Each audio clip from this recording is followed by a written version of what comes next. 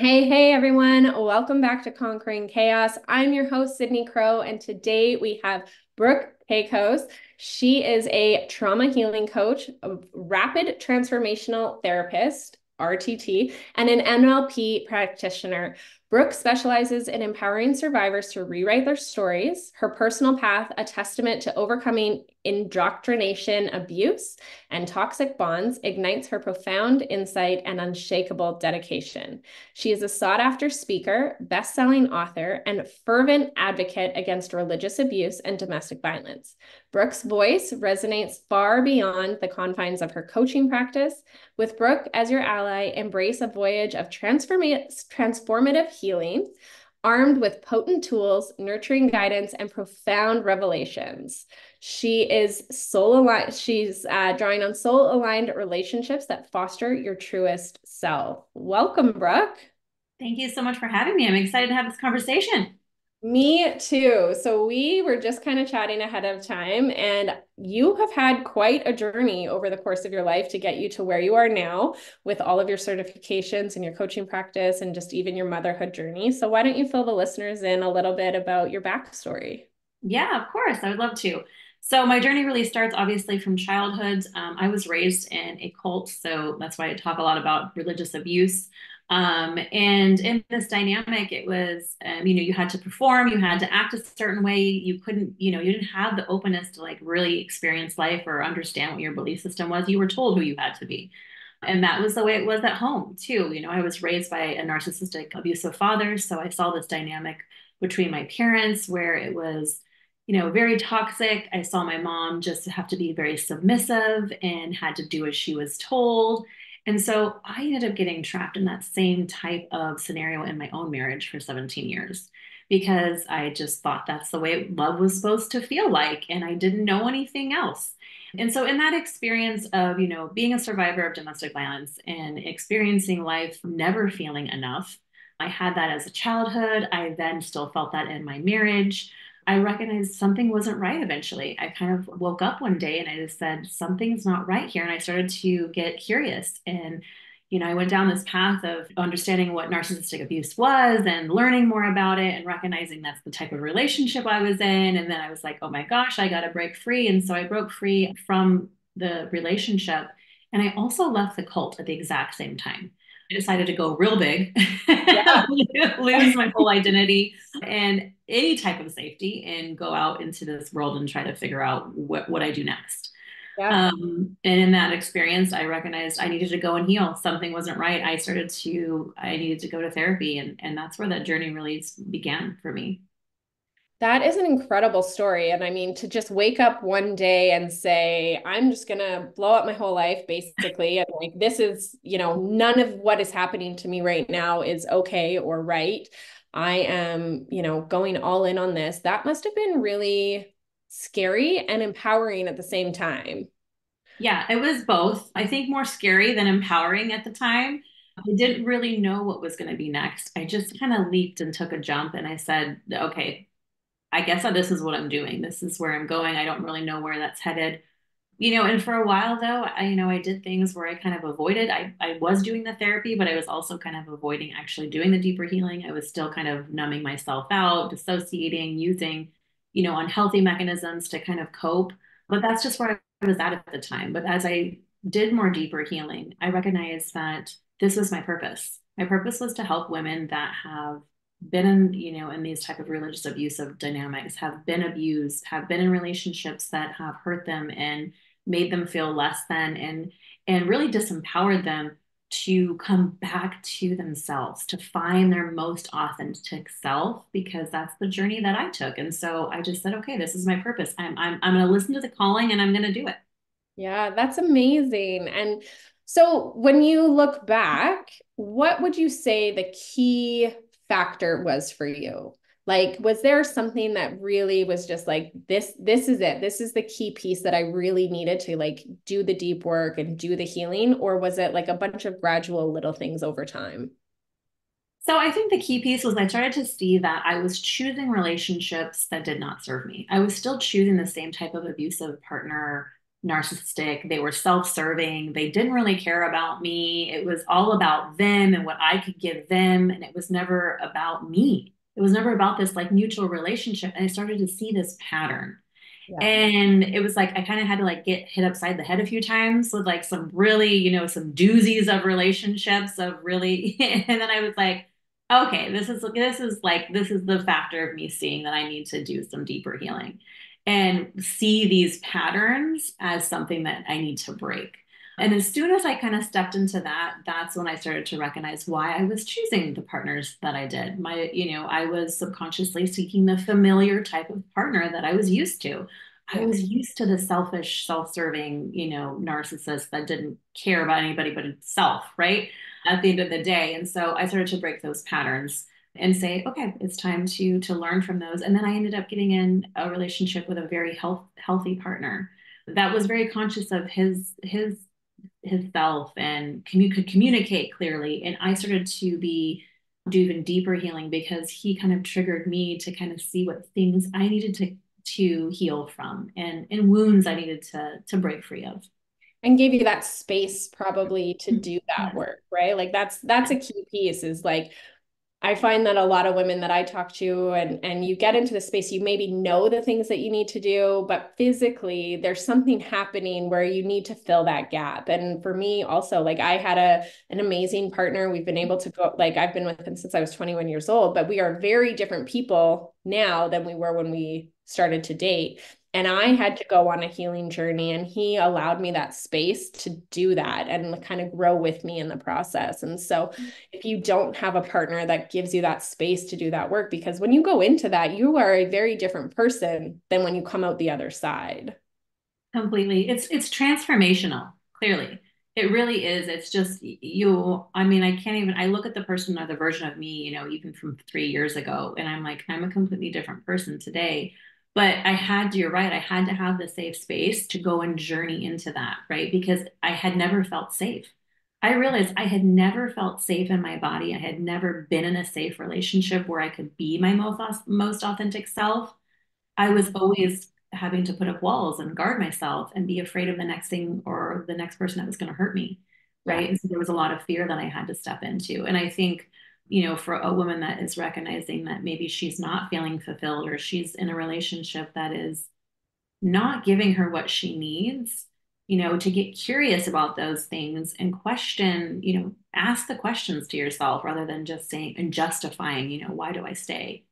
Yeah, absolutely. And I think a lot of people end up justifying it because they are afraid of the other side. Like they don't really know what's out there and what that safe space can actually look like for them. So it can be a more fear-based, like your brain is trying to keep you safe. So it's like, well, I don't know that. Like your brain will keep you in a unfamiliar or a familiar hell versus a unfamiliar heaven because that's what you're familiar with. That's what feels safe to you in those moments, even if it's not necessarily a safe environment. So you obviously had your kids through this whole journey being a parent.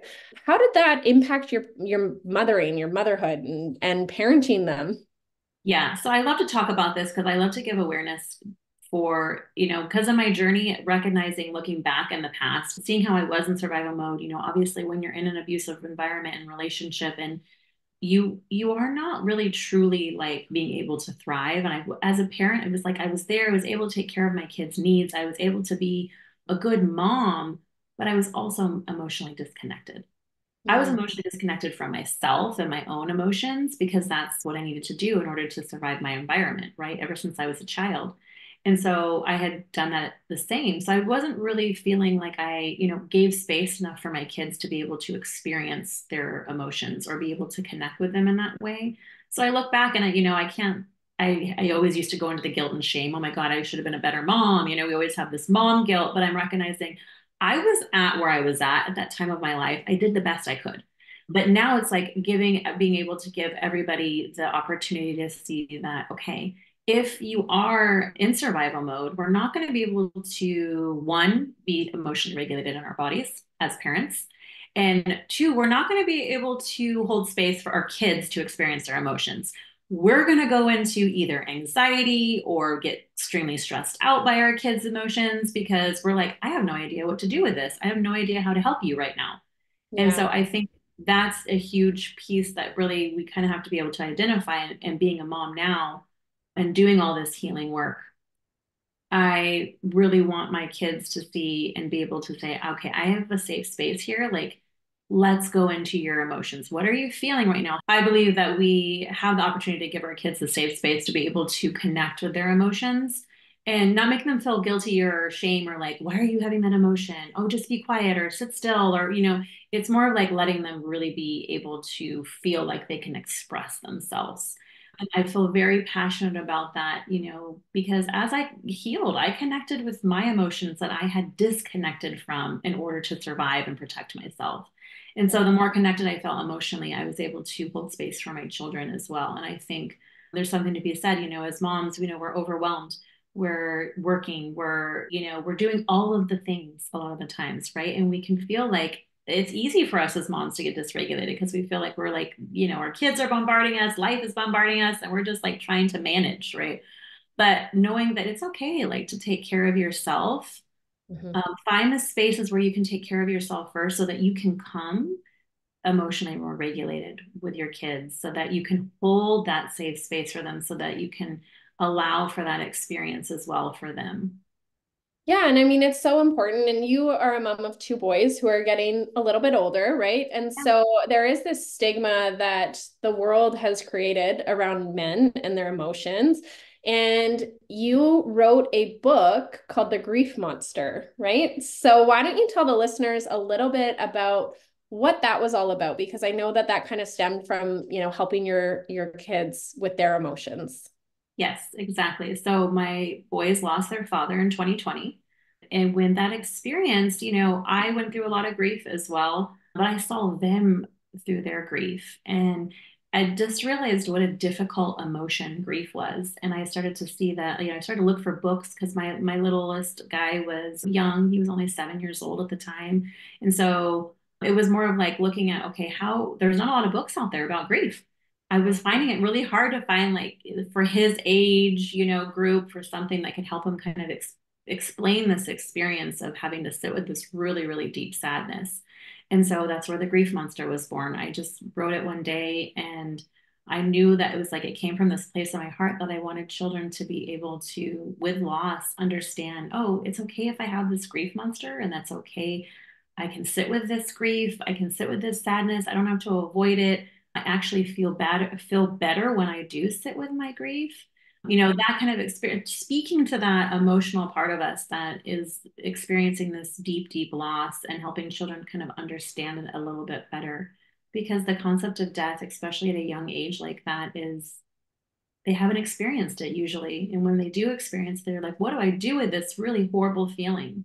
Yeah, absolutely. I mean, my daughters and I just recently lost my father. And so, I wholeheartedly understand and appreciate this book. I can't wait to go out and get my own coffee and go through this with my kids because it's like grief is such a roller coaster of emotions. Like, and you process and you think that you're okay. And then maybe a song comes on the radio or a Mhm. picture or a memory comes up. And it just is like this wave. And as a parent, as you're dealing with your own grief and you're trying to navigate that all yourself, and then, navigating that roller coaster that your kids are on, they're not always like, it's not like you're in the same roller coaster and riding it together. It's like, yeah, everybody's going this way and that way. And Yeah. it can be really, really hard. And so I just appreciate that you went through that and were able to turn something so positive out of it. We'll make sure to put a link for the book in the show notes for listeners if they have, their own journey that they're going through and need that support.